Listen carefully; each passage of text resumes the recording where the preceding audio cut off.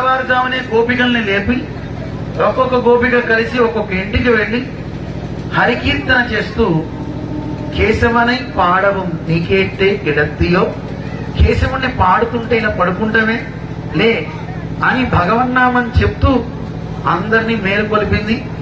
ఇది ఇప్పటిది కాదండి, రామానుజుల వారి కంటే పూర్వమే కలియుగ ఆరంభమైన 95వ సంవత్సరం నుంచి ఈ హరిదాస పరంపర ఇలా మేలుకొలుపుతూ వస్తోంది. ఇంకా ముందుకెళ్తే నారద భగవానుడు కూడా ముల్లోకాలు సంచరిస్తూ నారాయణ అంటూ తిరిగాడు. అటువంటి సంప్రదాయం ఒకటే గుర్తుపెట్టుకోండి, ఈ సంప్రదాయంలో ఉన్నవాళ్ళు ఎవరు కూడా గర్వాన్ని పొందరు, అందరూ హరిదాసులుగానే ఉంటారు. వాళ్ళ పాద ధూళి ఏ ప్రదేశంలో పడితే ఆ ప్రదేశంలో అరిష్టాలు పోతాయి. ఇవి అందరూ మర్చిపోతున్నారు.